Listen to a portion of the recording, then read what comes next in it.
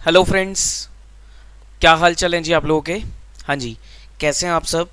I hope so सब बढ़िया होंगे।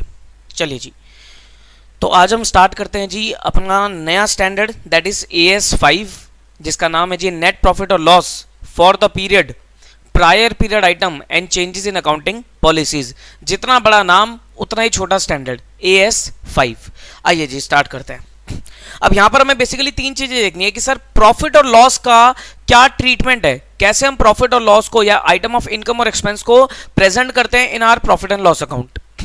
प्रायर पीरियड आइटम्स को किस तरीके से उसका क्या अकाउंटिंग ट्रीटमेंट रहता है, और चेंजेस इन अकाउंटिंग पॉलिसीज का क्या अकाउंटिंग ट्रीटमेंट रहता है, ये हम थोड़ा स्टैंडर्ड स्पेसिफिक होकर देखेंगे। आइए जी, तो हेडिंग डालिए।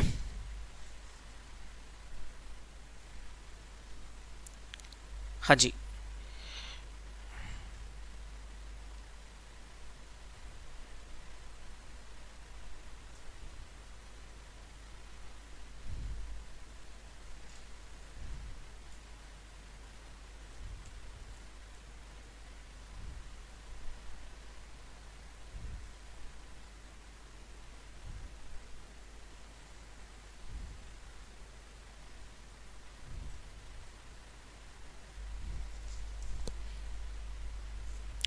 लिखो भाई। AS5 नेट प्रॉफिट और loss for the period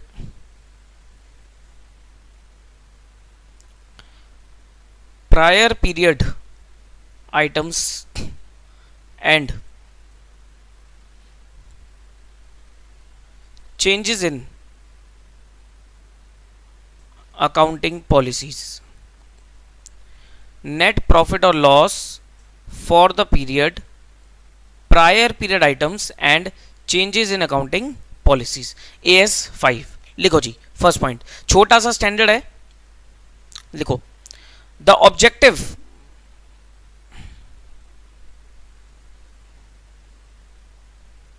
of this standard is prescribing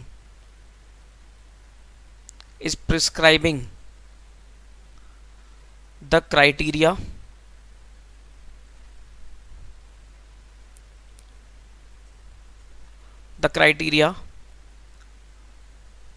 for certain items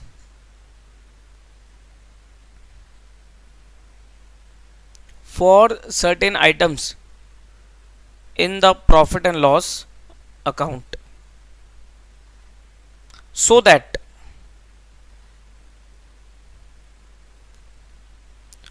comparability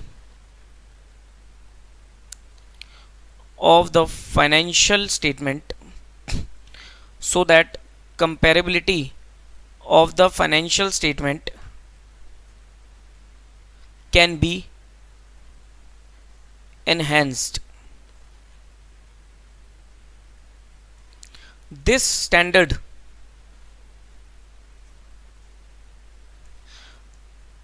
deals with the following.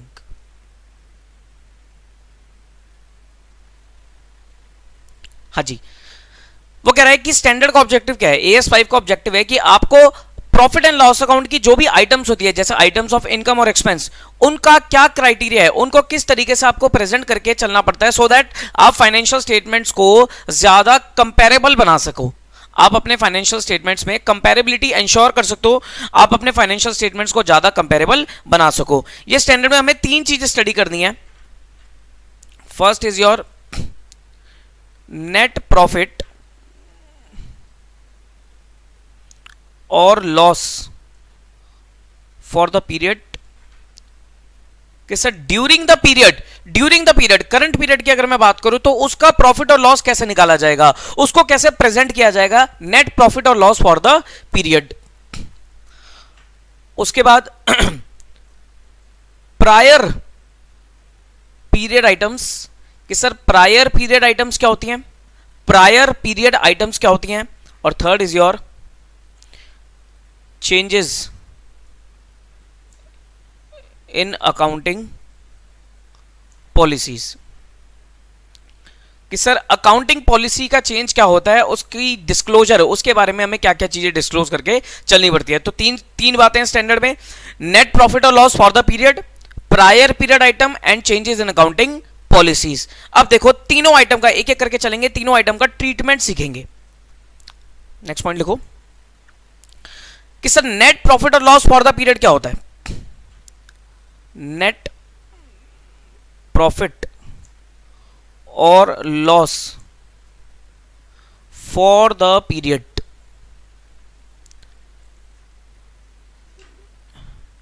Net profit और loss for the period consists of two components, consists of two components. First is your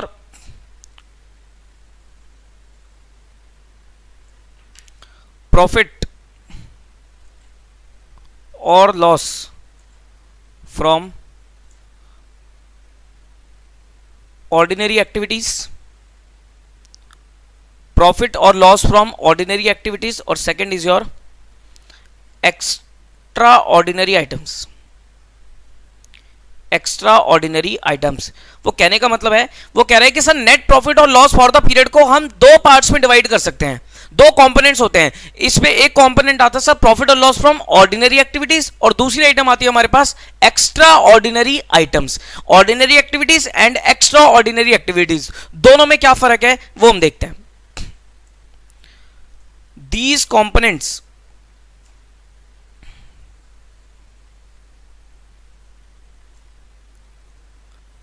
should be disclosed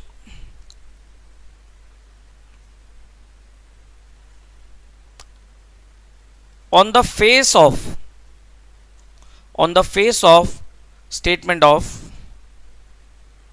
profit and loss। कहने का मतलब है, वो कह रहा है ordinary activities हो चाहे एक्स्ट्रा ऑर्डिनरी एक्टिविटीज हो, दोनों को आपके दोनों को आपको पीएनएल अकाउंट के फेस पर अलग से प्रेजेंट करना पड़ता है, सेपरेटली दोनों का डिस्क्लोजर रहता है कि सर ऑर्डिनरी एक्टिविटीज क्या है और एक्स्ट्रा ऑर्डिनरी एक्टिविटीज क्या है, दोनों का सेपरेट डिस्क्लोजर इज रिक्वायर्ड। अब बात यह आती है कि सर ऑर्डिनरी हमें कैसे पता लगेगा कि ऑर्डिनरी आइटम है या एक्स्ट्रा ऑर्डिनरी आइटम है, वो हम देखेंगे। और सर ऑर्डिनरी में भी कई सारी आइटम होगी, क्या उनमें से कैसे हमें पता लगेगा कि किन किन चीजों को डिस्क्लोज करना है, किन का सेपरेट डिस्क्लोजर रिक्वायर्ड है। देखो ये स्टैंडर्ड है कोर थ्योरेटिकल, इसमें कोई प्रैक्टिकल एस्पेक्ट नहीं है, कोर थ्योरी स्टैंडर्ड है। लेकिन आपके जो ऑडिट का पेपर रहेगा, ऑडिट के पेपर में ये स्टैंडर्ड आपका काफी रेलेवेंट होता है, क्योंकि कई बार ऑडिट में मैंने देखा है कि सर AS5 हो गया, AS4 हो गया, जो थोड़े थ्योरेटिकल स्टैंडर्ड होते हैं उनसे ऑडिट में आपसे क्वेश्चन पूछा जाता है। इवन AS4 में तो AS4 से रिलेटेड तो आपका एक स्टैंडर्ड ऑन ऑडिटिंग भी है, ऐसे 560 सब्सिक्वेंट इवेंट्स, तो वो सब्सिक्वेंट इवेंट्स का जो स्टैंडर्ड है ऐसे 560 वो AS4 से मिलता जुलता है।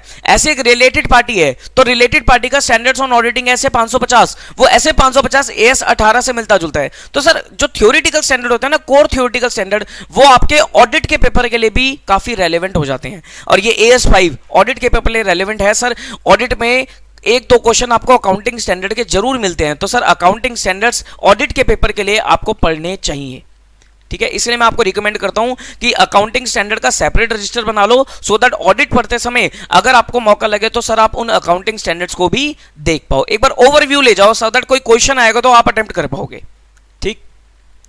अब देखो कि सर दो एक्टिविटीज हमारे सामने आती हैं, ऑर्डिनरी एक्टिविटीज और एक्स्ट्राऑर्डिनरी एक्टिविटीज, दोनों को सर आपको सेपरेटली डिस्क्लोज करके चलना पड़ता है। तो सबसे पहले लिखो ordinary activities.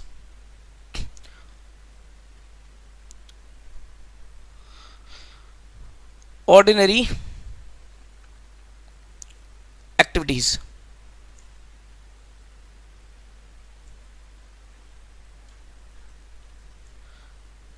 these are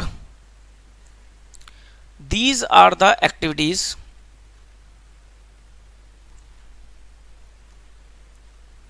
which are undertaken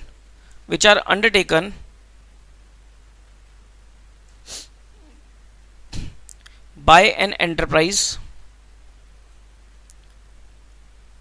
as a part of its business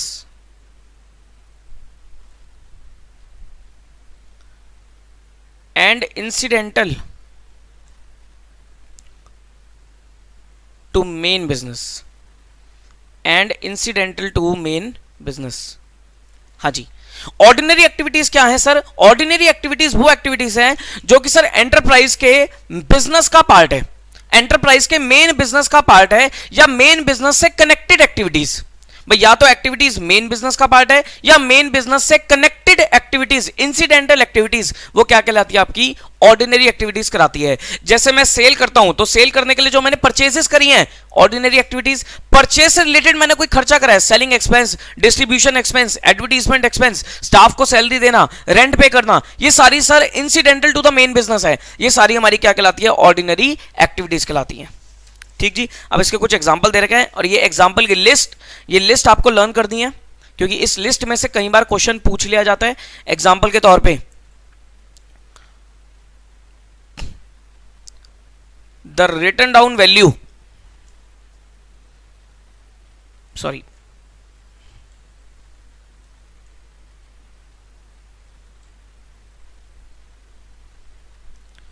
the written down of inventories to NRV or reversal of such written down। देखो क्या हो रहा है, अब मैं आपको जो एक्टिविटीज लिखवा रहा हूं ना, जो मैं आपको आइटम्स लिखवा रहा हूं, ये आइटम्स थोड़ी कंफ्यूजिंग आइटम्स हैं। इन आइटम्स को देख के आपको सर समझ में नहीं आएगा एक बारी में कि ये ऑर्डिनरी है या एक्स्ट्राऑर्डिनरी है, इसलिए मैं आपको लिस्ट लिखवा रहा हूं कि जो कंफ्यूज करने वाली आइटम्स है वो यही सब है।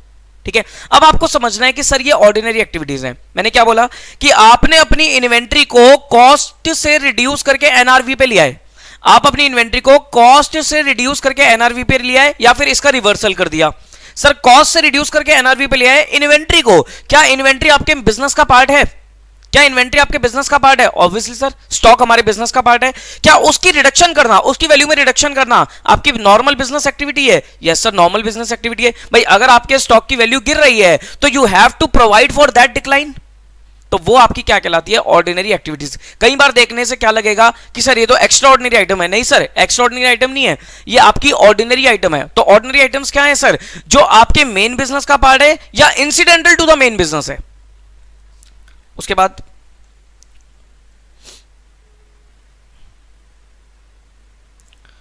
रीस्ट्रक्चरिंग, रीस्ट्रक्चरिंग कॉस्ट और reversal of provision of restructuring cost.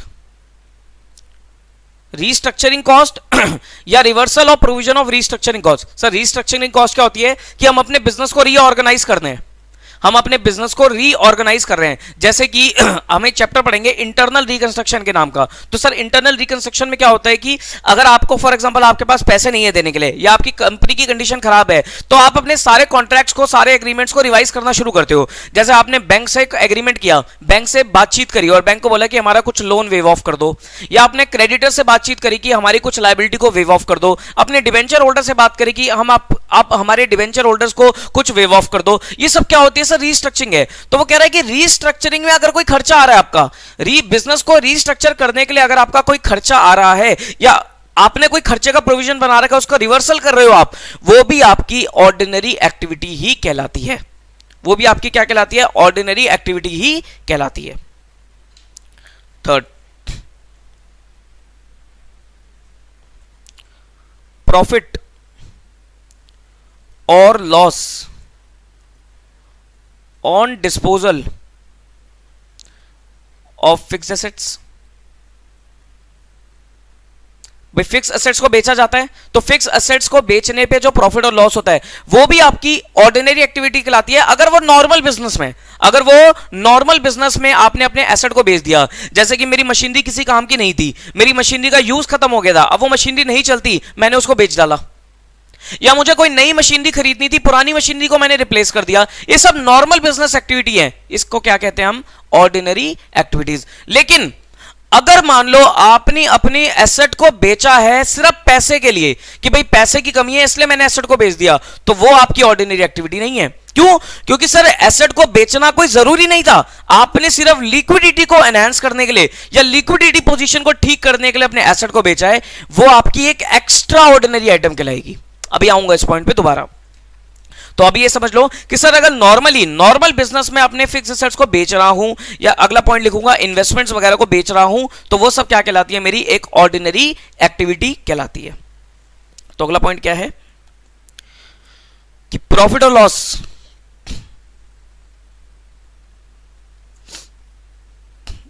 On disposal of long term investment, profit और loss on disposal of long term investment, कि सर आपने अपनी लॉन्ग टर्म इन्वेस्टमेंट को बेच दिया, आपने अपनी लॉन्ग टर्म इन्वेस्टमेंट को बेच दिया, उससे होने वाला प्रॉफिट और लॉस अगर ऑर्डिनरी नेचर का है तो। लिटिगेशन, सेटलमेंट्स, कि सर कोर्ट में केस चल रहा था, तो sir out of the court compromise हो गया, out of the court arrangements हो गए, सेटलमेंट्स होगी, वो सब भी आपकी क्या है सर? नॉर्मल बिजनेस एक्टिविटी है। Next, reversal of provision. Reversal of provision, आप अपने प्रोविजंस वगैरह को राइट बैक करते हो, प्रोविजन को रिवर्स करते हो, वो सब भी आपकी क्या है? Normal business activity. Legislative changes having long term retrospective application, मतलब कोई लॉ वगैरह में चेंज आ गया, कोई कानून वगैरह में चेंज आ गया और लॉ के चेंज की वजह से आपको रेट्रोस्पेक्टिव कुछ अमेंडमेंट करनी पड़ गई, आपको अपने बिजनेस में कोई रेट्रोस्पेक्टिव अमेंडमेंट करनी पड़ गई। जैसे कि सर वेज रेट में चेंज आ गया, वेज रेट में गवर्नमेंट ऑफ इंडिया ने वेज रेट में चेंज करा और वेज रेट में लिखा कि भाई पिछले 2 साल से आपको वेजेस बढ़ा के पे करनी है। तो सर जो 2 साल से आपको बढ़ा के पे कर दिया है, आप उसको ऑर्डिनरी एक्स्ट्रा ऑर्डिनरी बोलोगे, वो एक नॉर्मल बिजनेस एक्टिविटी है, एक ऑर्डिनरी आइटम है। ऐसा क्वेश्चन भी हम देखेंगे अभी आगे जाकर। तो ये जितनी भी आइटम मैंने लिखी हैं, ये सब हमारी ऑर्डिनरी एक्टिविटी है, दिखने में लगेंगी एक्स्ट्रा ऑर्डिनरी, लेकिन ये सब हमारी क्या है? ऑर्डिनरी एक्टिविटी है। अब इनका अकाउंटिंग ट्रीटमेंट, कि सर ऑर्डिनरी एक्टिविटीज का अकाउंटिंग ट्रीटमेंट क्या रहेगा?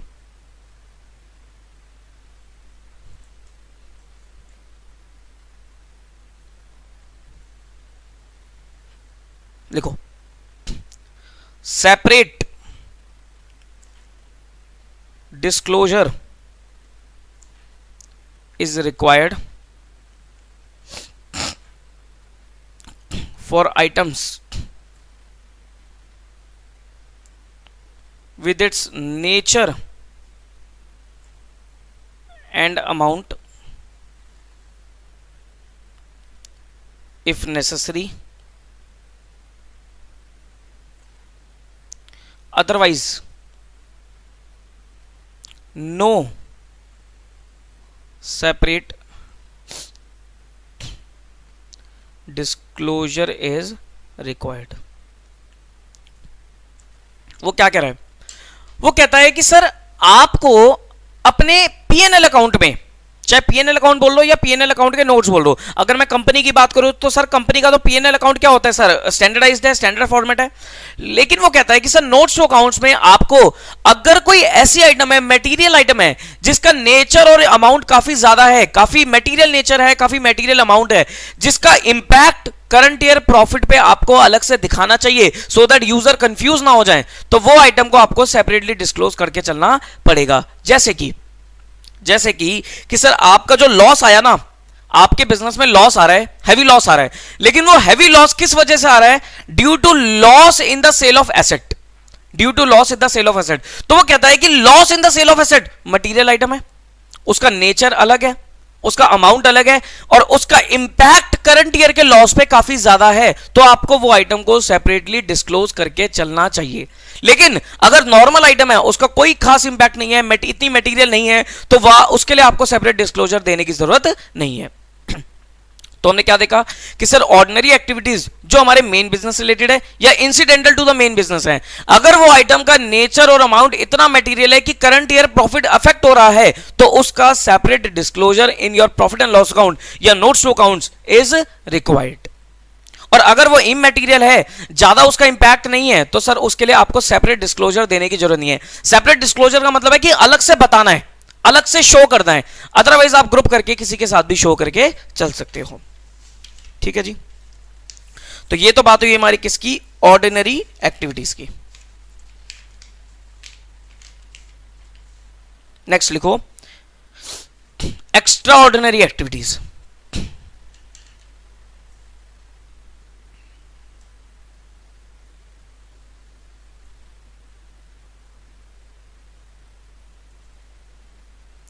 Extra ordinary activities,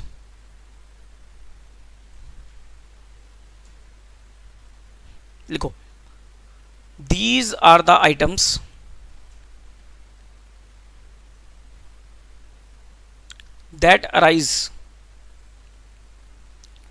that arise from transactions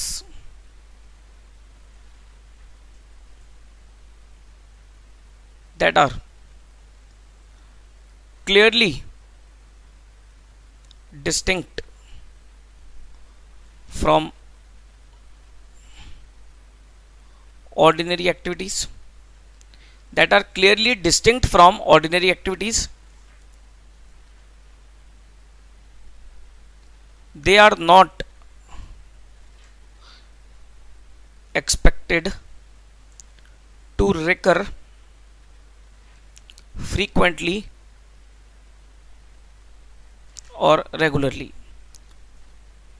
कह रहा है सर जो आइटम आपकी ऑर्डिनरी नहीं है, जो आपके मेन बिजनेस से रिलेटेड नहीं है या फिर incidental to main business related नहीं है, वो सब आपकी क्या कहलाएंगी, एक्स्ट्रा ऑर्डिनरी आइटम कहलाएंगी, एक्स्ट्रा ऑर्डिनरी एक्टिविटीज कहलाएंगी। Extraordinary items activities sir frequently नहीं होती, रेगुलरली नहीं होती, कभी कभार भूले भटके हो जाती है। जैसे कि काफी सारे एग्जांपल आएंगे इसके, जैसे कि loss due to earthquake, loss due to earthquake, कि सर भूकंप आ गया, अर्थक्वेक आ गया, इसकी वजह से नुकसान हुआ। अब क्या अर्थक्वेक हर बार आएगा, सर नेचुरल चीज है, कभी भी आ सकता है, फ्रीक्वेंटली नहीं होती हैं ये चीजें। अटैचमेंट ऑफ प्रॉपर्टी, अटैचमेंट समझते हो वर्ड, अटैचमेंट का वर्ड क्या होता है, अटैचमेंट का वर्ड होता है, अटैचमेंट का मतलब होता है रोक लगा देना।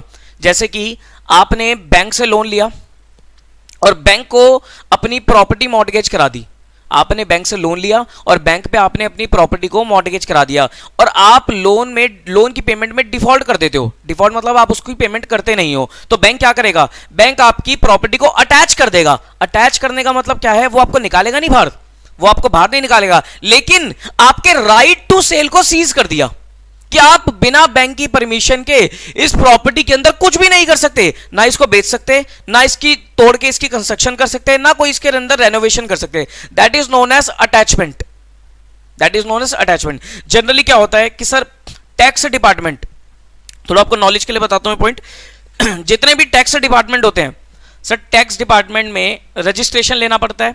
एक प्रैक्टिकल सी चीज देखते हैं, शायद आपने थोड़ा बहुत देखा भी हो, जीएसटी का रजिस्ट्रेशन लेना पड़ता है।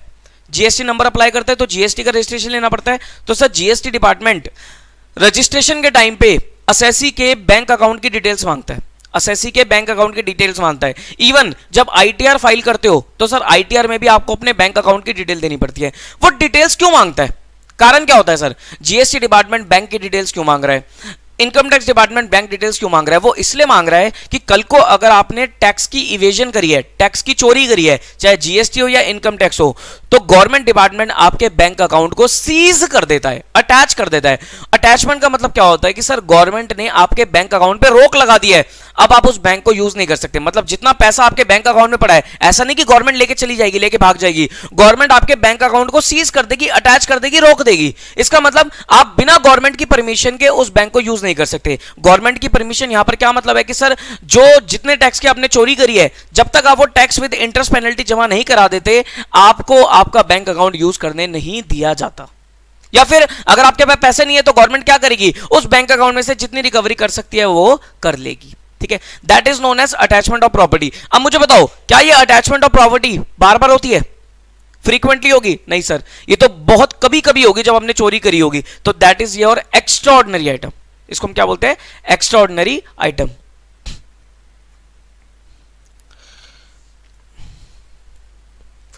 Government grant for giving immediate financial support with no further cost। किसे गवर्नमेंट ग्रांट का स्टैंडर्ड दिखा था एक AS12।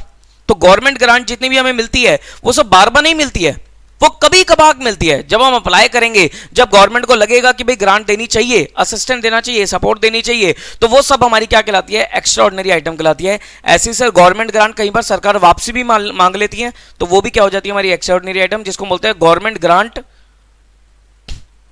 Becomes refundable.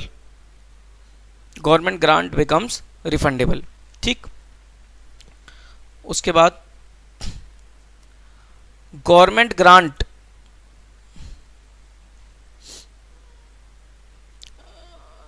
Receivable as compensation of expense. Sir ये गवर्नमेंट ग्रांट के पॉइंट बता रखे हैं कि कई बार क्या होता है कि सर कई बार तो गवर्नमेंट ग्रांट डायरेक्टली मिल जाती है, पैसा मिल जाता है आपको। कई बार क्या होता है कि आपने पहले खर्चे कर दिए और खर्चों की रीइंबर्समेंट मिल रही है गवर्नमेंट से, एज कॉम्पेंसेशन ऑफ एक्सपेंस और लॉसेज इनकर्ड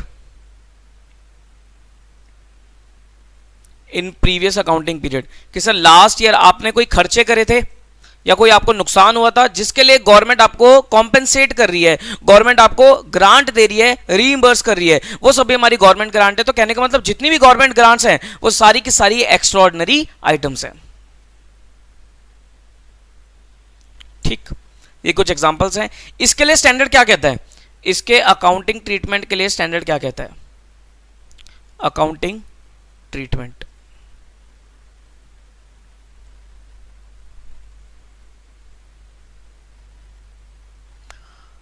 इसके लिए स्टैंडर्ड का कहना है sir separate disclosure,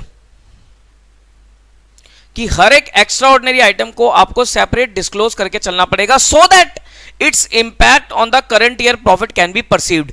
ordinary item में हर आइटम का सेपरेट डिस्क्लोजर नहीं है। वो कह रहा है सर ऑर्डिनरी आइटम में तो वो आइटम का सेपरेट डिस्क्लोजर है जिसका नेचर और अमाउंट मटेरियल है और जिसका इंपैक्ट करंट ईयर प्रॉफिट पे आपका रेलिवेंट है। लेकिन एक्स्ट्रा ऑर्डिनरी आइटम में वो कह रहा है सारी आइटम्स का आपको सेपरेट डिस्क्लोजर देना पड़ेगा, because its impact on the current year profits और लॉस कैन बी परसीव्ड। सेपरेट भाई जैसे कि आपको प्रॉफिट हुआ, लेकिन आपके प्रॉफिट में जो मेजर पोर्शन है वो तो गवर्नमेंट ग्रांट है। क्या गवर्नमेंट ग्रांट में आपके एफर्ट्स हैं? क्या गवर्नमेंट ग्रांट में आपके एफर्ट्स हैं? वो प्रॉफिट जो हो रहा है वो आपके एफर्ट की वजह से हो रहा है? Answer is no. तो आपको उस गवर्नमेंट ग्रांट को अलग से एक्स्ट्राऑर्डिनरी आइटम बनाकर डिस्क्लोज करना पड़ेगा। ठीक है, तो लिखो separate disclosure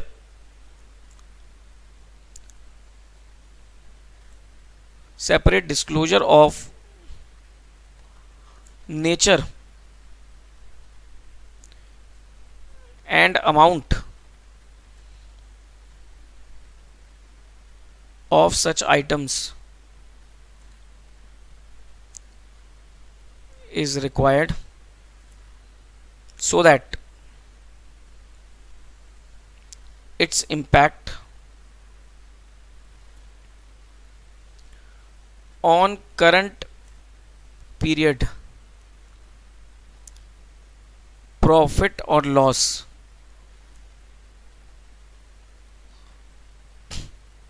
can be perceived।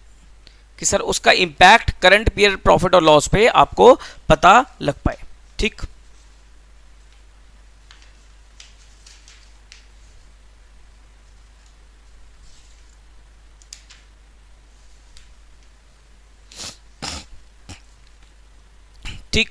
तो ये हमारी पहली आइटम खत्म होगी, दैट इज नेट प्रॉफिट और loss for the period, net profit और लॉस फॉर द पीरियड। अगली आइटम पे आते हैं हम, that is your prior period items. तो हमने नेट प्रॉफिट और लॉस में क्या देखा सर, दो पार्ट्स हैं इसमें, ऑर्डिनरी एक्टिविटीज और extraordinary activities. Next item लिखो, point number 3, that is your prior period items, prior period items.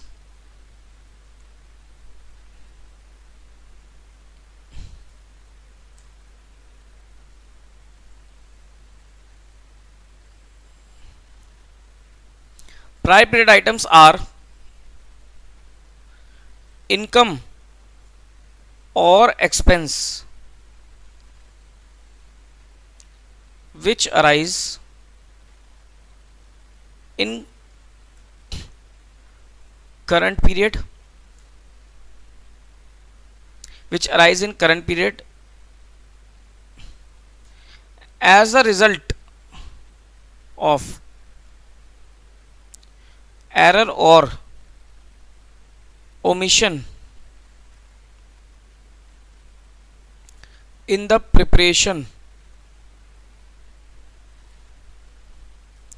of financial statement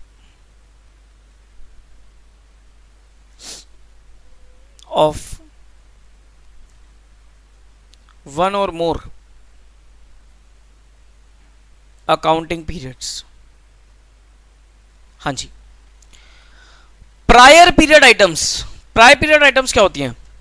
वो कह रहा है sir prior period item can be income और एक्सपेंस, इनकम भी हो सकती है, एक्सपेंसिव भी हो सकती है, which arise in the current period, जो कि हमारे सामने करंट पीरियड में हमारे सामने आ गई है इनकम और एक्सपेंस, लेकिन वो किस वजह से आ गई है? बिकॉज ऑफ एरर और omission while preparing the financial statement of one or more previous accounting period। मतलब सर पिछले अकाउंटिंग पीरियड्स में हमसे कोई एरर हो गई थी, हमसे कोई ओमिशन हो गई थी, जिस वजह से अगर हमारे पास कोई करंट पीरियड में इनकम और एक्सपेंस आ रहा है, that is known as prior period item. कहने का मतलब क्या है सर? सिंपल वर्ड्स में अगर मैं बोलूं कि सर प्रायर पीरियड आइटम मतलब वो करंट ईयर का खर्चा और इनकम नहीं है, वो करंट ईयर का खर्चा और इनकम नहीं है, वो करंट ईयर के खर्चे और इनकम में इस वजह से आ गया बिकॉज लास्ट ईयर हमसे कोई गलती हो गई थी या लास्ट ईयर हमसे कोई आइटम ओमिट हो गई थी, इस वजह से वो करंट ईयर के इनकम और एक्सपेंस में आ गया। तो prior period items are those items which arise in the current period, या कह सकते हो दोज आइटम ऑफ इनकम और expense which arise in the current period as a result of error और ओमिशन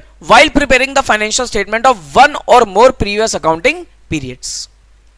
ठीक है जी सर, पिछले पीरियड की गलती या पिछले पीरियड की ओमिशन की वजह से मेरे पास अगर करंट पीरियड में कोई इनकम और एक्सपेंस आ जाता है, that is known as prior period item. Accounting treatment, what will be its accounting treatment?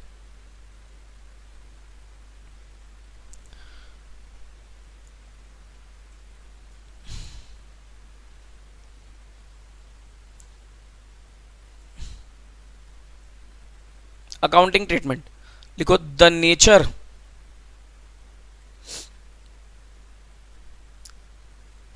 And amount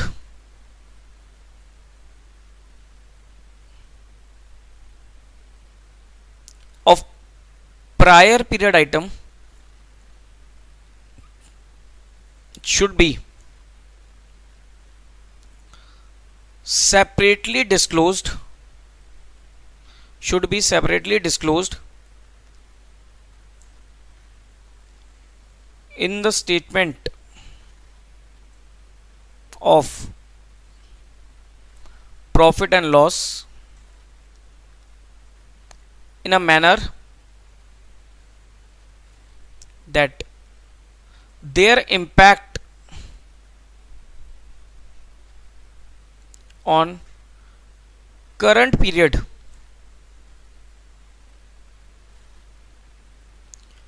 profit oblique loss can be perceived. वो ये कहता है कि सर प्रायर पीरियड आइटम को आपको सेपरेटली डिस्क्लोज करना पड़ेगा, आपको हर एक प्रायर पीरियड आइटम को सेपरेटली डिस्क्लोज करना पड़ेगा, सो दैट उसका इंपैक्ट आप करंट ईयर प्रॉफिट और लॉस पे आइडेंटिफाई कर पाओ। भाई अगर आपने प्रायर पीरियड आइटम को किसी भी आइटम के साथ ग्रुप कर दिया तो सर आपको यही नहीं पता लगेगा कि प्रॉफिट और लॉस करंट पीरियड के प्रॉफिट और लॉस में प्रायर पीरियड का कितना इंपैक्ट है। तो you need to disclose prior period item separately. ठीक, अब कुछ एक एग्जांपल देखते हैं इसका, प्रायर पीरियड का इंपॉर्टेंट टॉपिक है, प्रायर पीरियड का एग्जांपल देखो इसका।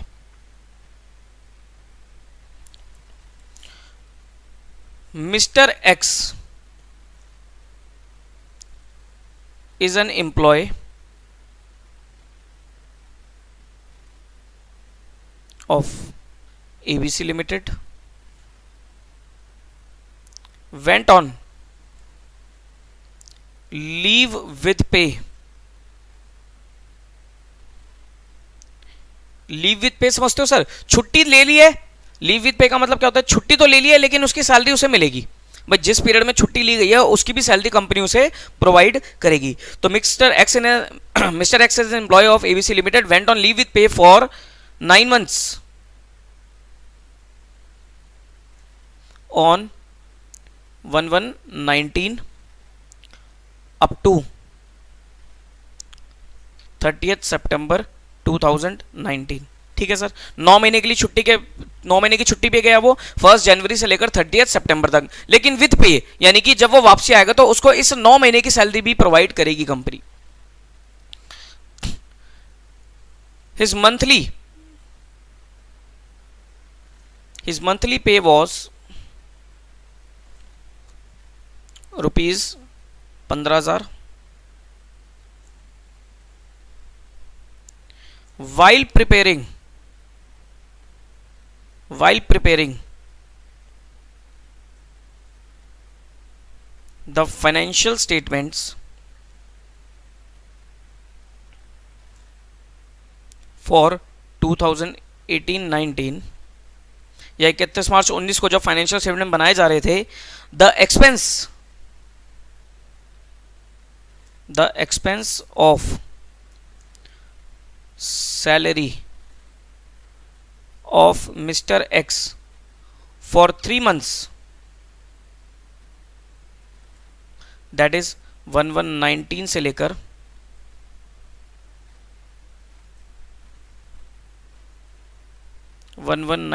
लेकर 31st March 19 तक was not provided due to omission. Omit कर दिया सर, प्रोवाइड नहीं करा, ओमिशन हो गई। When mister x joined on 1/10/19, the whole salary for 9 months, पूरे 9 महीने की सैलरी 9 months की, दैट इज 1/1/19 से लेकर 30th September 19 तक was paid to him। देखो जी, ये क्वेश्चन आपके सामने, दिस इज योर क्वेश्चन, पढ़ो जी एक बार।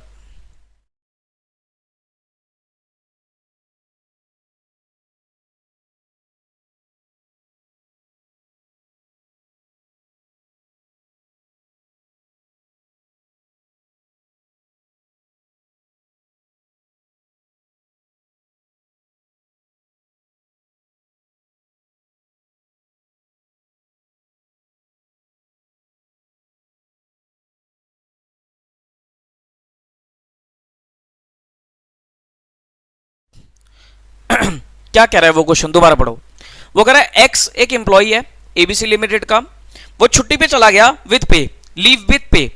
कब छुट्टी पे गया वो, 1/1/19 को, और कब तक गया सर, 30th September 2019 तक की छुट्टी पे चला गया। ठीक है, 15,000 रुपए पर महीने की उसकी सैलरी है। कंपनी जब अपने फाइनेंशियल स्टेटमेंट बना रही थी फॉर द ईयर एंडिंग 31 मार्च 19 या 18-19 का फाइनेंशियल स्टेटमेंट बना रही थी, तो कंपनी ने 11-19 से लेकर 31 मार्च 19 यानी कि 3 महीने की सैलरी ऑफ मिस्टर एक्स को प्रोवाइड नहीं किया, भूल गई प्रोवाइड करना, ओमिशन हो गई। और जब मिस्टर एक्स वापसी आया 1 अक्टूबर को, तो कंपनी ने पूरे 9 महीने की सैलरी 11-19 से लेकर 30 सितंबर की सैलरी उसे पे ऑफ कर दी। अब मुझे बताओ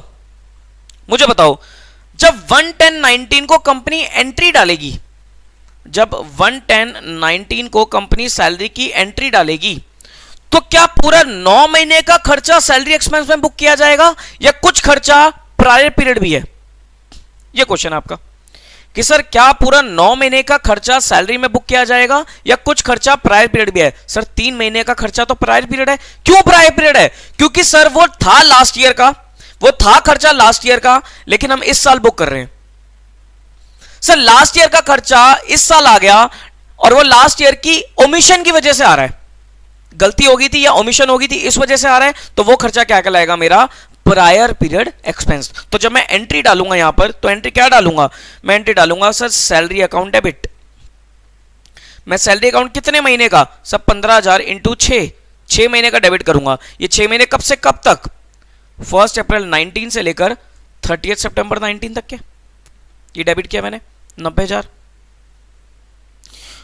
और 3 महीने का खर्चा मैं अलग से दिखाऊंगा as prior period expense. Prior period expense ये मेरे को अलग से डिस्क्लोज करना पड़ेगा 45,000। ये कब से कब तक का? ये 11-19 से लेकर 31 मार्च 19 तक का। मतलब प्रायर पीरियड क्या होता है? सब प्रायर पीरियड होता है ड्यू टू एरर और ओमिशन ओनली टू बैंक 135। ठीक है जी, तो ये प्रायर पीरियड एक्सपेंस आ गया बिकॉज ओमिशन की वजह से था। इसमें आगे लिखो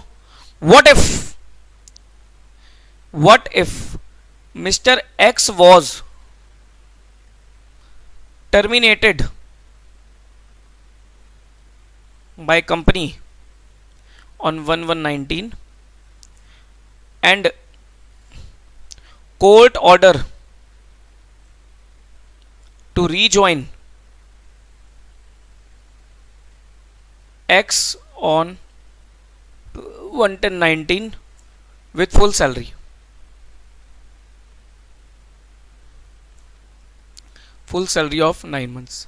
ठीक है सर, ये एक थोड़ा डिफरेंट केस आ गया। क्या केस आ गया कि सर कंपनी ने, अब एक्स खुद छोड़ के नहीं गया, कंपनी ने एक्स को निकाल दिया। कंपनी ने 1 जनवरी को एक्स को नौकरी से निकाल दिया। भाई हो सकता है कंपनी को एक्स ठीक नहीं लगाओ, या कंपनी को लगता है सर एक्स ने कोई गड़बड़ी कर दी, कंपनी ने एक्स को नौकरी से निकाल दिया। लेकिन एक्स ने कंपनी के अगेंस्ट कोर्ट में केस कर दिया, और कोर्ट का ऑर्डर आया और एक्स जीत गया। तो कोर्ट ने कंपनी को ऑर्डर दिया कि आप 1 अक्टूबर को एक्स को दोबारा रखो और पूरे 9 महीने की सैलरी दो। अब मुझे बताओ कि सर जो 3 महीने की, लास्ट ईयर की 3 महीने की सैलरी है, क्या अब वो प्रायर पीरियड एक्सपेंस है? Answer is no. क्यों? क्योंकि सर अब कोई गलती नहीं है, अब कोई ओमिशन नहीं है, वो तो सर एक्स ने कंपनी ने जानकर निकाला था, इसलिए कंपनी ने सैलरी प्रोवाइड नहीं करी। ऑब्वियसली सर, कंपनी ने अगर एक्स को 1 जनवरी को निकाल दिया, अब एक्स जो मर्जी केस करता रहे, कंपनी थोड़ी ना सैलरी प्रोवाइड कर देगी, कंपनी सैलरी का खर्चा प्रोवाइड नहीं करेगी। तो एरर और ओमिशन होने की वजह से ही प्रायर पीरियड एक्सपेंस बनता है। तो लिखोगे in this case since there is no error और ओमिशन,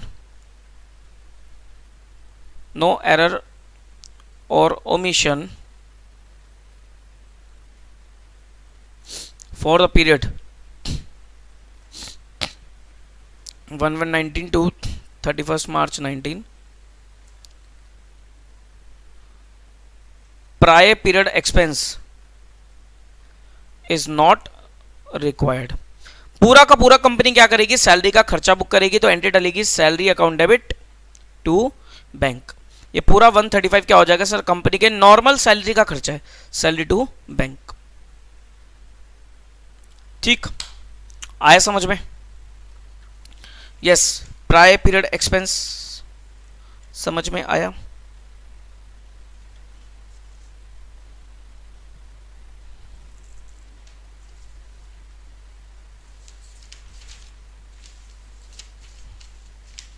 ठीक जी, तो ये दूसरा एस्पेक्ट क्लियर हुआ हमारे एएस का, that is your prior period items.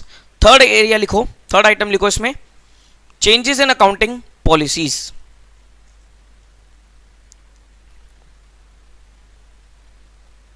Changes in accounting policies. Sir as का नाम क्या था? एएस 5 का नाम है नेट प्रॉफिट और loss for the period, prior period item and changes in accounting policies. Sir याद करना मुश्किल नहीं है, 3 पार्ट्स में डिवाइड कर दो कि सर नेट प्रॉफिट और लॉस फॉर द पीरियड, दूसरी आइटम प्रायर पीरियड आइटम्स, और तीसरी item is your changes in accounting policies. ये 3 आइटम मिलकर एक स्टैंडर्ड बना है AS 5। Changes in accounting policies लिखो। An accounting policy can be changed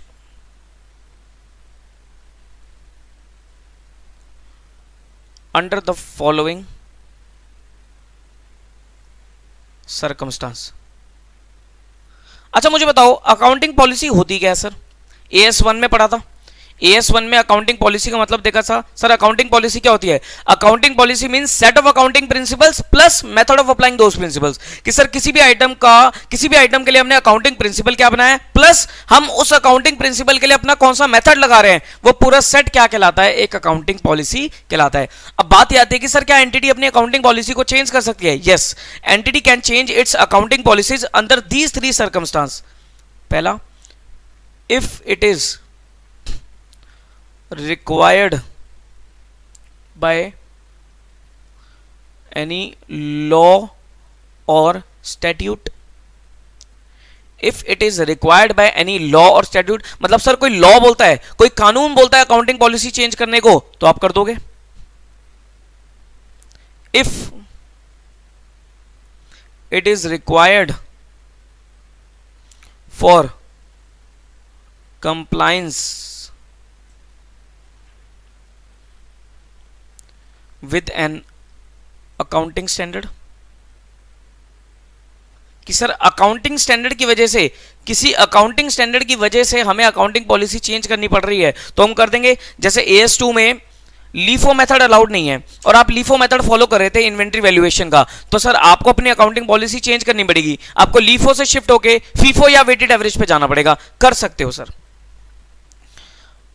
और last is your, if it is considered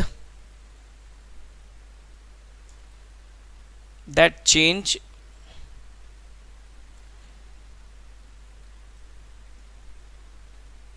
would result in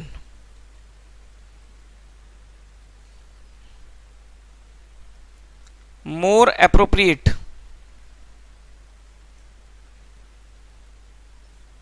presentation of financial statements. कि sir अगर management को लगता है कि अकाउंटिंग पॉलिसी चेंज करने की वजह से हमारी फाइनेंशियल स्टेटमेंट की प्रेजेंटेशन और ज्यादा बेहतर हो सकती है, तो accounting policy can be changed. अब बात यह आती है कि सर चेंज के केस पे हमें डिस्क्लोजर क्या देना है। अगर हमने चेंज कर दी है तो हमें क्या अकाउंटिंग एएस 5 के हिसाब से हमें क्या क्या चीजें डिस्क्लोज करनी पड़ेंगे? लिखो जी, change in accounting policy। change in accounting policy।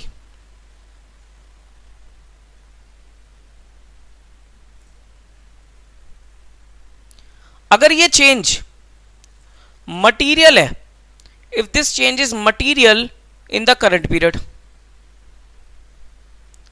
if this change is material in the current period, तो क्या करेंगे सर हम? अगर चेंज मटेरियल है एंड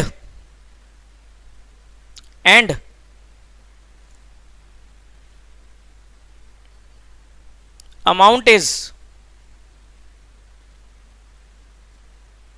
एसेटेनेबल अगर चेंज मटेरियल है और अमाउंट भी आप आइडेंटिफाई कर सकते हो, अगर चेंज मटेरियल है और अमाउंट भी आप आइडेंटिफाई कर सकते हो, तो you need to disclose the amount, amount to be disclosed, amount to be disclose. जैसे आपने डेप्रिसिएशन का मेथड चेंज किया, चेंज इन द मेथड किया आपने, डेप्रिसिएशन का मेथड चेंज किया, स्ट्रेट लाइन से डब्ल्यूडीवी पे गए, और चेंज मटेरियल है, चेंज का इंपैक्ट हैवी है, और आपको ये भी पता है कि सर चेंज की वजह से कितना अमाउंट का डिफरेंस आ रहा है, भाई कितना अमाउंट मेरा डेप्रिसिएशन का बढ़ गया या कितना अमाउंट मेरा डेप्रिसिएशन का घट गया, तो वो आपको अमाउंट डिस्क्लोज करके चलना पड़ेगा एज पर AS 5। और अगर अमाउंट इज अनएसर्टेनेबल, कि सर अमाउंट मटेरियल तो है, मतलब सॉरी चेंज मटेरियल तो है, लेकिन सर अमाउंट नहीं आइडेंटिफाई कर पा रहे आप एग्जैक्टली अमाउंट नहीं आइडेंटिफाई कर पा रहे, तो आपको fact to be disclosed, fact disclose करना पड़ेगा, आपको बस चेंज का फैक्ट डिस्क्लोज करके चलना पड़ेगा, ठीक। उसके बाद change is not material in the current period,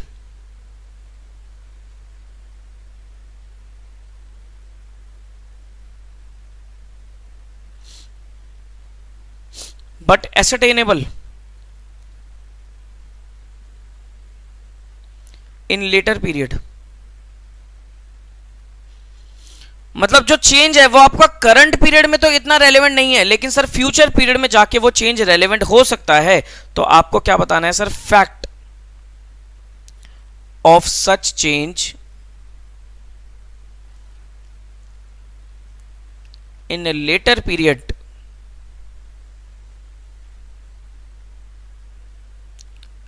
to be disclosed in current period। कि सर आपको करंट पीरियड में ये बताना पड़ेगा, करंट पीरियड में ये बताना पड़ेगा कि भाई कोई चेंज आ गया है जिसका इंपैक्ट इस साल तो नहीं है लेकिन अगले वाले साल में या आने वाले सालों में आ सकता है, ये फैक्ट आपको बताना पड़ेगा। तो क्या देखा हमने, एक बार इसको समराइज करते हैं, एक बार इसको समराइज करते हैं। हमने देखा कि sir change in accounting policy अगर मटेरियल है करंट पीरियड में, if change in accounting policy is material in the current period, तो अगर तो अमाउंट असर्टेनेबल है तो आपको अमाउंट डिस्क्लोज करना पड़ेगा, अगर अमाउंट असर्टेनेबल नहीं है तो आपको सिर्फ फैक्ट डिस्क्लोज करना पड़ेगा कि भाई अकाउंटिंग पॉलिसी को हमने चेंज किया है and that change is material in the current period. दूसरा, अगर आपका चेंज करंट पीरियड में मटेरियल नहीं है बट लेटर पीरियड में मटेरियल हो सकता है, तो उस केस में आपको करंट पीरियड में यह डिस्क्लोज करना पड़ेगा कि there is a change which is not material in the current period but it can affect the financial statement of the upcoming periods. ये चीज आपको क्या करनी पड़ेगी, डिस्क्लोज करके चलनी पड़ेगी एज पर AS 5। This is your change in accounting policy. हाँ जी, आगे लिखो।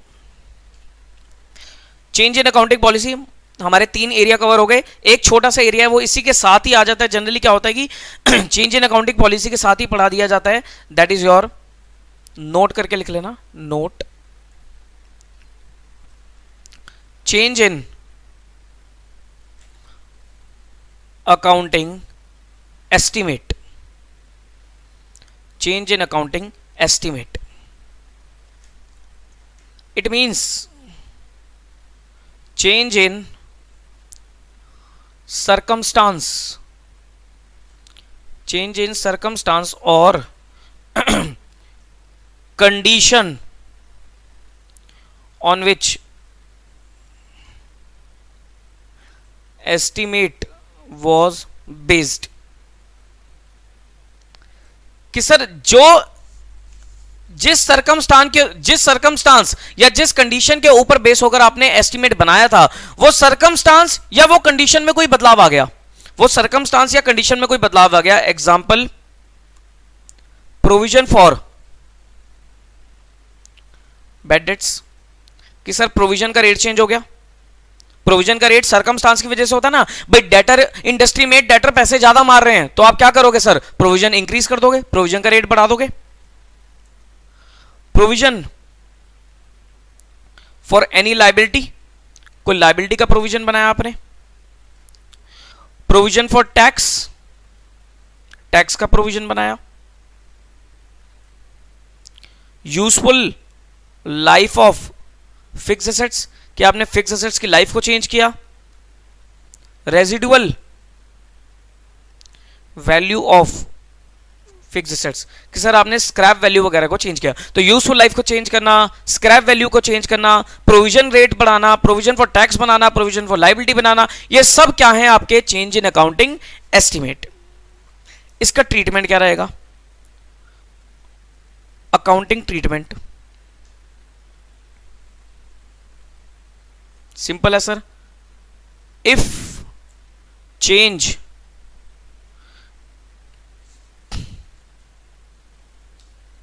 is material, separate disclosure is required। कि सर अगर चेंज मटेरियल है तो सेपरेट डिस्क्लोजर करना पड़ेगा, और अगर चेंज इममटेरियल है, if change is immaterial, no separate disclosure is required. ठीक है जी। अगर चेंज मटेरियल है तो separate disclosure is required, if change is immaterial then no separate disclosure is required. Sir कई बार हम बार बार ये टर्म यूज कर रहे हैं कि मटेरियल है, इममटेरियल है, हमें कैसे पता लगेगा कि चेंज मटेरियल है या इममटेरियल है? इसका एक क्राइटेरिया होता है। मटेरियल, कोई भी आइटम मटेरियल कब होती है? कोई भी आइटम मटेरियल तब होती है कि अगर उसकी मिस स्टेटमेंट की वजह से यूजर का डिसीजन अफेक्ट हो जाए। अमाउंट से कभी मटेरियलिटी डिसाइड नहीं होती है। कई बार क्या होता है सर, छोटी सी आइटम भी मटेरियल है, कई बार बहुत बड़ी आइटम भी इममटेरियल है। तो वो कह रहा है कि मटेरियल आइटम तब होगी अगर उसके स्किप करने की वजह से या उसकी मिस स्टेटमेंट की वजह से किसी यूजर का डिसीजन अफेक्ट हो जाता है। कई सारे यूजर हमने देखे, कई सारे यूजर हमने पढ़े हुए हैं। जैसे सर छोटी सी आइटम ऑफ इनकम है, इनकम छोटी सी आइटम है, वो इनकम आपने अपने अकाउंटिंग रिकॉर्ड्स में दिखाई नहीं। क्या उस इनकम छुपाने की वजह से या उस इनकम को मिसस्टेट करने की वजह से किसी यूजर का डिसीजन अफेक्ट होगा? छोटी सी आइटम है, यूजर का decision. Yes sir, tax department का डिसीजन अफेक्ट होगा, क्योंकि टैक्स डिपार्टमेंट को टैक्स लगाना है। अगर आपने इनकम नहीं दिखाई तो वो टैक्स कैसे लगाएगा? तो वो यही कहता है सर, अमाउंट के बेसिस पर मटेरियलिटी डिसाइड नहीं होती है, मटेरियलिटी यूजर के पॉइंट ऑफ व्यू से डिसाइड होती है। कि सर कोई भी आइटम मटेरियल तब होगी कि उसकी मिस स्टेटमेंट की वजह से उसकी मिस स्टेटमेंट की वजह से किसी भी यूजर का डिसीजन अफेक्ट हो जाता है। ये कौन डिसाइड करता है? ये जनरली ऑडिटर और मैनेजमेंट मिलकर डिसाइड करते हैं। भाई पहले मैनेजमेंट डिसाइड करती है और ऑडिटर उसको ऑडिट करके अगर उसको लगता है कि सर कोई पॉइंट ठीक करवाना है तो वो ठीक करवा देता है।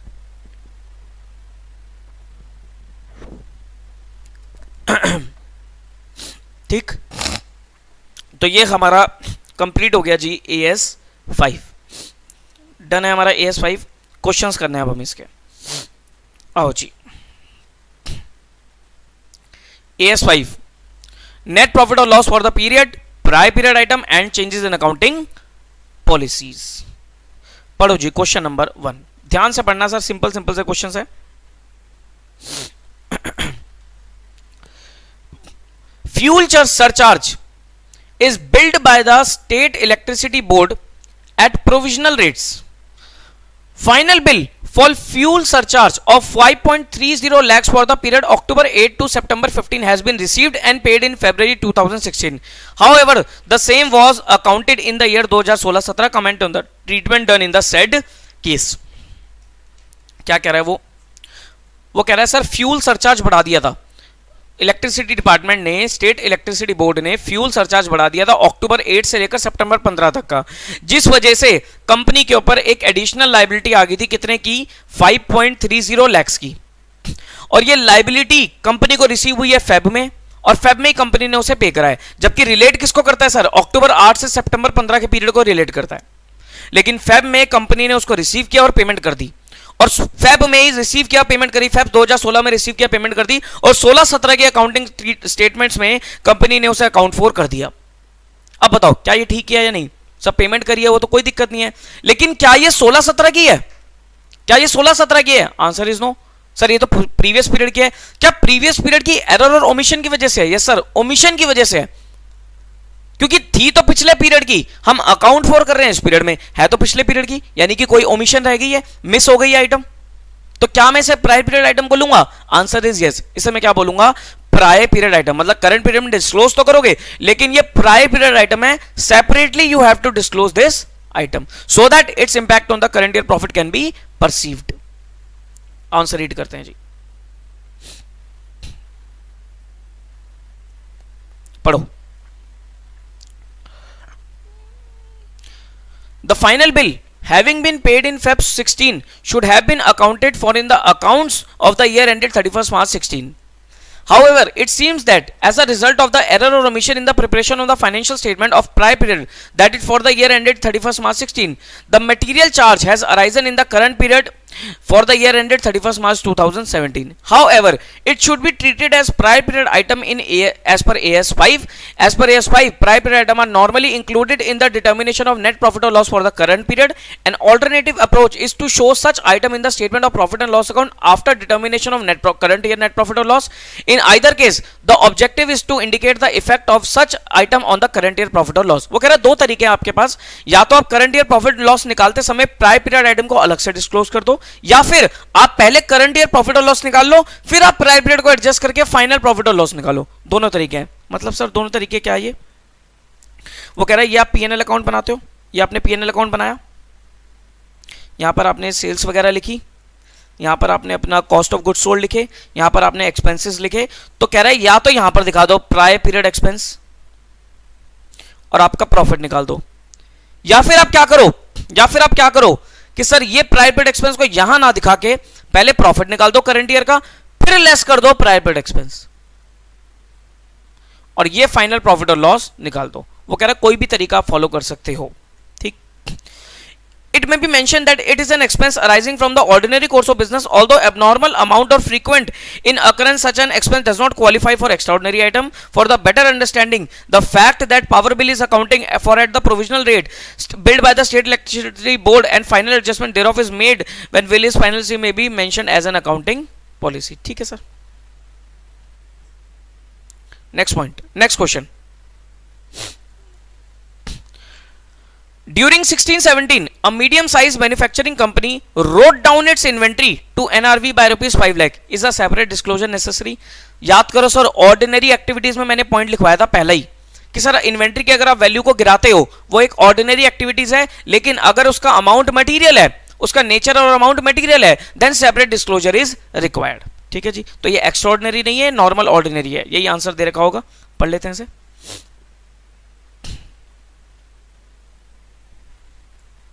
पढ़ो।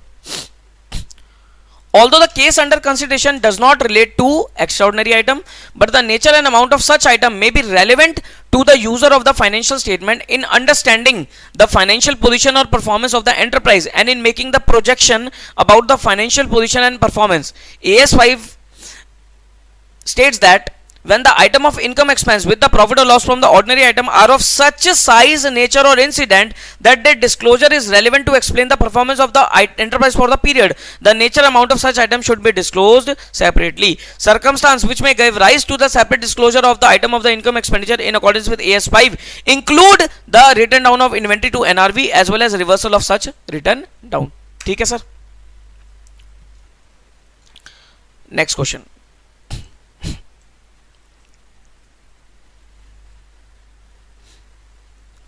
A company signed an agreement with the employees union on 1st September 16 for the revision of wages with the retrospective effect from 30th September 2015. This would cost the company an additional liability of 5 lakh per annum. Is a disclosure necessary for 2016-17? ठीक है। वो कह रहा है 1st September 19, ये एक time period बना लेता हूं मैं।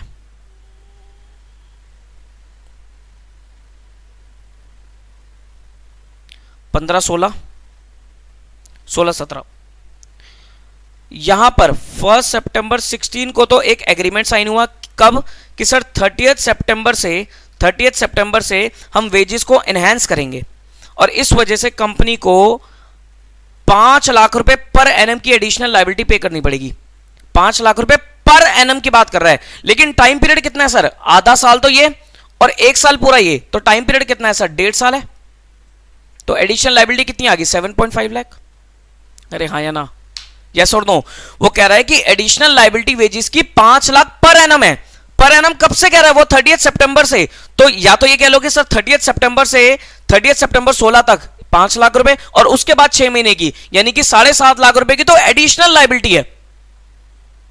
नॉर्मल वेजेस तो अलग है, ये एडिशनल लायबिलिटी है। अब वो कह रहा है कि क्या इसको सेपरेटली डिस्क्लोज करके चलना पड़ेगा, क्या ये कोई एक्स्ट्राऑर्डिनरी आइटम है, क्या ये कोई एक्स्ट्राऑर्डिनरी आइटम है, आंसर इज नो।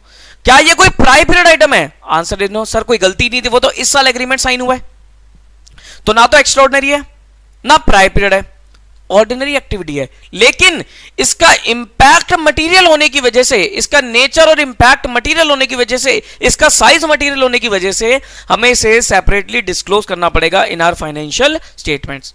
अब आंसर रीड करते हैं, पढ़ो। It is given that revision of wages took place on 1st September 16 with a retrospective effect from 30th September 15. Therefore, the wages payable for the half year 1st October 16 to 31st March 17 cannot be taken as error or omission in the preparation of the financial statement. ये 15 होना चाहिए, sorry. 1st October 15 to 31st March 17 इसको वो कह रहा है कि prior period item हम नहीं बोल सकते क्योंकि कोई गलती नहीं है। वो कह रहा है additional wage liability that is 750, 1.5 साल की होगी ना additional wage liability, should be included in the current year wages. जो करंट ईयर वेजेस है उसी के साथ ही इंक्लूड करोगे। It may be mention that additional wage is an expense arising from the ordinary activities of the company, such expense does not qualify as extraordinary item. However, as per AS5, the item of income or expense within the profit and loss from ordinary activities are of such size, nature or incident that their disclosure is relevant to explain the performance of the enterprise for the period. The nature and amount of such item should be disclosed separately. ठीक है जी, तो आपको बताना पड़ेगा कि sir ये item अगर relevant है, इसका साइज, नेचर, अमाउंट इतना रेलिवेंट है कि सर करंट ईयर की परफॉर्मेंस को अफेक्ट कर देगा या करंट ईयर के impact of the current year के प्रॉफिट पे इंपैक्ट दे देगा, तो उसका आपको सेपरेट डिस्क्लोजर देना पड़ेगा। Question number 4, the company finds that inventory sheet of 31st March 16 did not include 2 pages containing the detail worth rupees 14.5 lakh। ठीक है जी, वो कह रहे 31 मार्च 16 को हमने देखा कि इन्वेंट्री शीट में 14.5 लाख की इन्वेंट्री को हमने इंक्लूड नहीं किया। State how would you deal with the following matter in the accounts of omega limited for 31 March 17। Sir simple, ये तो एरर है, गलती है, प्रायर पीरियड आइटम है।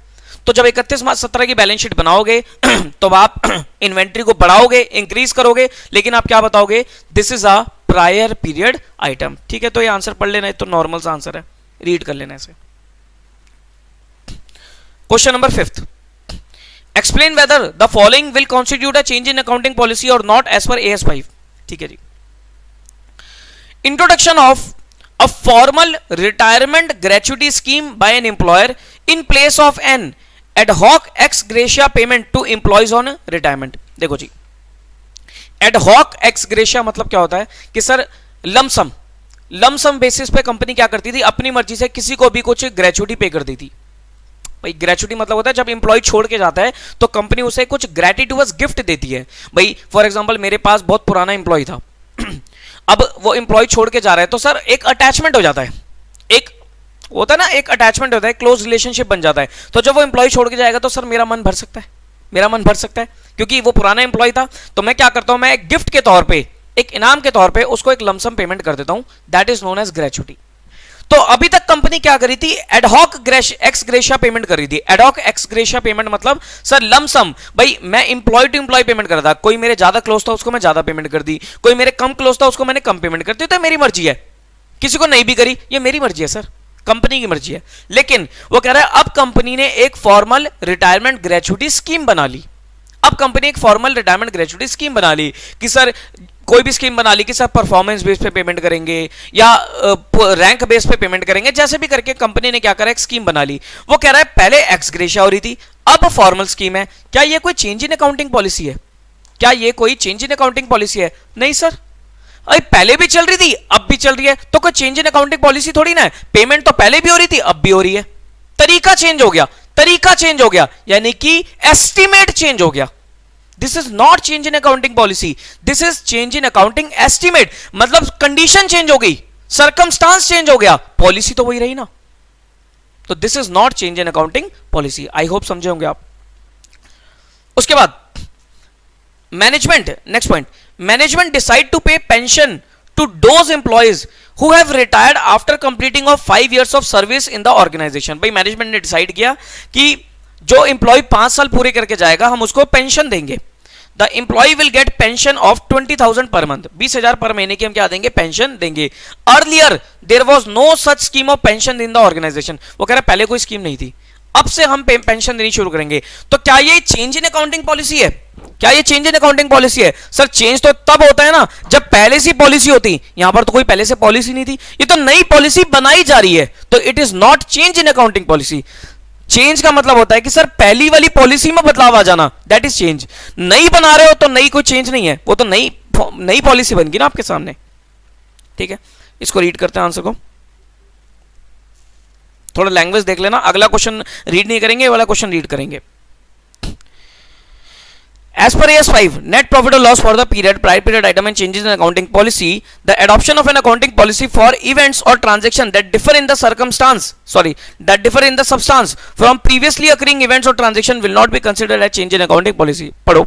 Accordingly, introduction of formal retirement gratuity scheme by an employer in place of ad hoc ex gratia payment to the employees on retirement is not change in accounting policy. Second, similarly, the adoption of new accounting policy for event of transaction which do not occur previously or that were immaterial will not be treated as a part of change in accounting policy. वो कह रहे नई policy बना रहे हो ना, तो ये कोई चेंज थोड़ी ना। Question number 6, the accountant of Mobile Limited has sought your opinion with the relevant reason whether the following transaction will be treated as change in accounting policy or not. पढ़ो।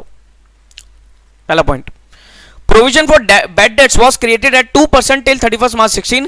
For the financial year, the rate of provision has been changed to 3%. Whether it is change in accounting policy? No sir, this is normal change in accounting estimate. ये policy नहीं है, estimate है। उसके बाद during the 31 March 17, the management has introduce a formal retirement gratuity. ये हमने देख लिया क्वेश्चन, तो ये भी चेंज इन अकाउंटिंग पॉलिसी नहीं है। उसके बाद till the previous year of the furniture was depreciated on straight line basis over a period of 5 years.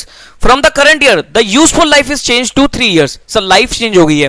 This is not change in accounting policy. ये क्या है? Change in accounting estimate. अगला, management decided to pay pension to those employees. ये भी हमने देख लिया sir, ये भी अकाउंटिंग पॉलिसी नहीं है, ये तो नई पॉलिसी बनाई जा रही है। और last is during the 31 March 17 there was change in the cost formula for measuring the cost of inventories. वो कह रहा है कॉस्ट फॉर्मूला में चेंज आ गया। इन्वेंट्री को वैल्यू किस पे करते हो? Inventory will be valued at cost और एनआरवी व्हिचएवर इज लेस। ये एक अकाउंटिंग प्रिंसिपल होता है। और method of applying those principle कि सर कॉस्ट निकालने के लिए आप क्या मेथड फॉलो कर रहे हो? फीफो मेथड फॉलो कर रहे हो, वेटेड एवरेज फॉलो करो। दिस टुगेदर ये पूरा सेट क्या कहलाता है? अकाउंटिंग पॉलिसी कहलाता है। अगर आपने मेथड चेंज कर दिया तो सर अकाउंटिंग पॉलिसी में बदलाव आ रहा है, ये चेंज इन अकाउंटिंग पॉलिसी है। ठीक, next, Bela Limited has a vacant land measuring 20,000 square meter which it had no intention to use in the future. But उसके पास एक लैंड वैंड पड़ा है 20,000 स्क्वायर मीटर का, उसको लगता है कि सर इसको यूज नहीं करना हमें फ्यूचर में। The company decided to sell the land to tide over its liquidity problem and made a profit of 10 lakh by selling the said land. ठीक है, वो कह रहा है कंपनी ने लैंड बेच दिया। अब वही लिक्विडिटी प्रॉब्लम, मतलब पैसे की कम जरूरत थी या पैसे की कमी थी, लिक्विडिटी नहीं थी, तो इस वजह से लैंड को बेच दिया और 10 लाख का प्रॉफिट कमा लिया। ठीक है, moreover there was fire in the factory and a part of unused factory shed valued at 8 lakh were destroyed. वो कह रहा है आग लगी फैक्ट्री में और 8 लाख का एक शेड था जिसका कोई इस्तेमाल नहीं हो रहा था, वो जल गया। कंपनी ने क्या करा, उस 10 लाख के प्रॉफिट से इस 8 लाख के लॉस को एडजस्ट किया और नेट में प्रॉफिट 2 लाख का दिखा दिया। क्या ट्रीटमेंट ठीक है? क्या ट्रीटमेंट ठीक है? पहले तो बताओ, क्या दोनों आइटम ऑर्डिनरी नेचर की है, प्रायर पीरियड है या एक्स्ट्राऑर्डिनरी है? अकाउंटिंग पॉलिसी का तो चक्कर नहीं है, तो सर ऑर्डिनरी है, एक्स्ट्राऑर्डिनरी है, प्रायर पीरियड है। सब प्रायर पीरियड का कोई चक्कर नहीं है, कोई एरर और ओमिशन तो हुई नहीं। ऑर्डिनरी है या एक्स्ट्राऑर्डिनरी है? सर लॉस बाय फायर, ये तो एक्स्ट्राऑर्डिनरी है। Profit on sale of fix asset, क्या ये ऑर्डिनरी है एक्स्ट्राऑर्डिनरी है? सर ध्यान रखना, मैंने बताया भी था आपको पॉइंट, अगर आप एसेट को बेच रहे हो एक नॉर्मल कोर्स ऑफ बिजनेस में तो ये ऑर्डिनरी है, लेकिन सर अगर नॉर्मल कोर्स ऑफ बिजनेस में नहीं बेचा जा रहा, पैसे की रिक्वायरमेंट के लिए बेचा जा रहा है या बेकार लैंड था इसलिए बेच दिया, तो सर ये एक्स्ट्राऑर्डिनरी है। तो दोनों ही केस में दोनों ही आइटम मेरी क्या है, यहां पर एक्स्ट्राऑर्डिनरी है, और इन दोनों को सेपरेटली मुझे डिस्क्लोज करना पड़ेगा। किसे profit on sale of vacant land वो अलग से बताना पड़ेगा, और loss by fire of factory shade ये भी आपको अलग से बताना पड़ेगा। मतलब 10 लाख का प्रॉफिट अलग शो करोगे, 8 लाख का लॉस अलग शो करोगे, आप सेट ऑफ करके इसको नहीं प्रेजेंट कर सकते। ठीक जी, तो पढ़ लेना इस आंसर को। Next question, PQR Limited is in the process of finalizing its account for the year ended 31st March 18. The company seeks for your advice on the following. Goods of 5 lakh were destroyed due to flood in September 2015. सितंबर 2015 में flood आया, 5 लाख का stock का नुकसान हो गया। A claim was lodged with the insurance company, but no entry was passed in the books for the insurance claim. Company के लिए हमने क्लेम अप्लाई किया, कंपनी से हमने क्लेम अप्लाई किया, लेकिन हमने कोई एंट्री इसकी नहीं डाली। In March 18, the claim was passed and the company received payment of 3,50,000 against the claim. Explain the treatment of such receipt in the final accounts for the year ending 31 मार्च 18। वो कह रहा मार्च 18 में क्लेम पास हो गया और कंपनी को 3.5 लाख रुपए मिल गए। अब मुझे बताओ, क्या मार्च 18 में मैं क्लेम की इनकम बुक करूं या जब मैंने अप्लाई किया था तब मुझे बुक करनी चाहिए? बताओ जी, कब बुक करनी चाहिए? सर जब अप्लाई किया था तब बुक करनी चाहिए। अब मार्च 18 में क्लेम मिल रहा है और आप इनकम बुक कर रहे हो, क्या ये ठीक है? सर बुक तो करनी पड़ेगी, लेकिन this is a prior period item, क्योंकि सर पुरानी गलती थी, पहले नहीं बुक करी, वो एरर थी, उस एरर की वजह से आपको करंट ईयर में बुक करनी पड़ी है, तो that is your prior period item. ठीक, आगे देखो, company created a provision for bad and doubtful debts at 2.5% on debtor in preparing the financial statement for 17-18। Subsequently, on a review of the credit period allowed and financial capacity of the customers, the company decide to increase the provision of 8% on debtors। ठीक है जी, company ने क्या करा, provision बढ़ा दिया। The accounts were not approved by the board of directors till the date of decision. While applying the relevant accounting standard, can this revision be considered as extraordinary item or prior period item? देखो, क्या ये extraordinary item है या prior period item है? Sir this is change in accounting estimate, this is change in accounting estimate, और ना तो ये एक्स्ट्राऑर्डिनरी है ना प्रायर पीरियड है। आपको चेंज इन अकाउंटिंग एस्टिमेट अगर तो मटेरियल इंपैक्ट दे रहा है तो सेपरेटली डिस्क्लोज करो, अदरवाइज इसका कोई सेपरेट डिस्क्लोजर रिक्वायरमेंट नहीं है, नॉर्मल ऑर्डिनरी एक्टिविटी में आपका ये आ जाएगा। ठीक है जी, रीड कर लेना इसका आंसर भी, और अगला आंसर भी सेम हो गया। ये क्वेश्चन नंबर 9 ये इससे रिलेटेड है। क्वेश्चन नंबर 9 यही वाला केस है, यही सेम केस है क्वेश्चन नंबर 9 में, तो इसको भी रीड आप कर लेना। ठीक है जी, चलो फिर, तो ये हमारा था अकाउंटिंग स्टैंडर्ड नंबर 5 जो हमने आज कंप्लीट किया।